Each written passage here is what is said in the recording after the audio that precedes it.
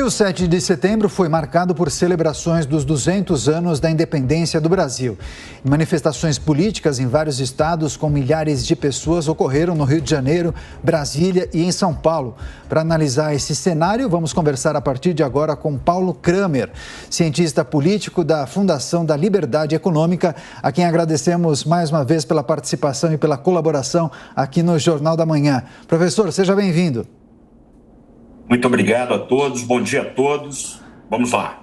Pois é, professor, uma rápida avaliação dos atos que ocorreram nesse 7 de setembro, sobretudo Rio de Janeiro, São Paulo, Brasília.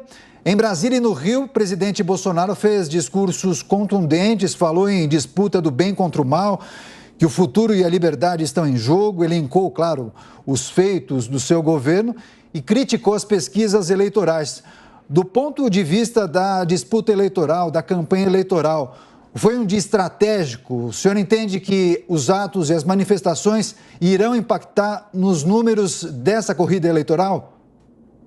Olha, eu acredito que sim. O primeiro impacto será num viés de comprovação para a militância pró-Bolsonaro de que eles estão no caminho certo e que é preciso envidar ainda maiores esforços no sentido de convencer o parente, o amigo, o vizinho, o colega de trabalho de que é preciso reeleger o presidente, tá certo?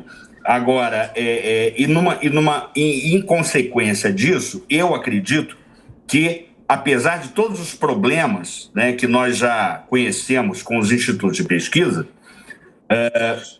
esses números virão mais turbinados, os números de Bolsonaro, já, na verdade, reforçando uma tendência que nós já temos visto, né, no sentido de que o Lula está atualmente empacado no seu teto, não é, congelado no seu teto, enquanto Bolsonaro vai se aproximando.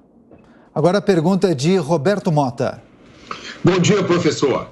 Ontem, no dia das manifestações, nós tivemos aqui um jurista que afirmou que censura é só quando vem do executivo. Quando vem do judiciário, é apenas adequação à razoabilidade. Tivemos também uma cientista política que, quando perguntamos a opinião dela sobre ações, como, por exemplo, a prisão dos a apreensão, a operação policial nos empresários, por opinião no WhatsApp, ela nos disse que o nosso conceito de liberdade estava equivocado. A minha pergunta para o senhor é o seguinte: por que o autoritarismo judicial, o ativismo judicial, que viola direitos fundamentais, ainda encontra tantos defensores? Roberto, seria uma resposta complicada. Eu não sei nem se eu teria capacidade de dá-la para você e para os telespectadores. Agora, eu diria o seguinte: tipos de análises assim, né, que levam ao descrédito de tantos formadores de opinião, né? A gente nota que essa gente está numa bolha de opinião, né? Se comunica muito pouco com o Brasil real, né? E, portanto, dá essas opiniões absolutamente idiotas, se você me permite. Sua pergunta agora, Diogo Schelp. Professor, bom dia. Como que o senhor avalia o discurso, como o senhor avalia o discurso do presidente em Brasília ontem, os pontos altos e os pontos mais baixos desse discurso? Olha, veja, a minha impressão geral é aquela que eu já transmiti no começo da minha fala, né? O presidente, ele está com excelentes imagens de vídeo, não é? Para turbinar a sua propaganda eleitoral, no chamado horário gratuito, que não é gratuito coisa nenhuma, né? Como nós sabemos, é uma renúncia fiscal, é bom o telespectador ficar sempre alerta sobre isso. Ele vai ter boas imagens, né, para transmitir. Isso animou ainda mais a militância pró-Bolsonaro, né? E acredito eu que vai turbinar também, não sei até que ponto, os números das pesquisas, né?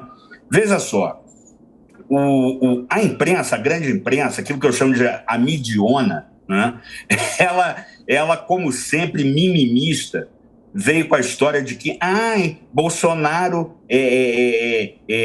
ofendeu mais uma vez as mulheres, Bolsonaro isso, Bolsonaro aquilo. Olha, a questão é a seguinte, a gente precisa prestar atenção, não é? No contraste entre um presidente que arrasta multidões de milhões de pessoas às ruas, se você somar tudo, tá certo? Com o primeiro colocado nas pesquisas de intenção de voto, que se autodecretou um lockdown eleitoral e ficou em casa no 7 de setembro. Quer isolamento maior que isso? O professor, o senhor acha que tinham turmas de brasileiros de esquerda ontem nas ruas também? E já tem ação judicial movida? Em algum momento pode ter acontecido crime eleitoral? O presidente Bolsonaro usou a data festiva para comício próprio de campanha? Feriu alguma regra, alguma lei com dinheiro público? Bom, as manifestações da esquerda, né, especificamente, elas têm emagrecido, murchado, na medida em que murchou também a mortadela, na medida em que murchou o dinheiro para subvencionar o transporte, né?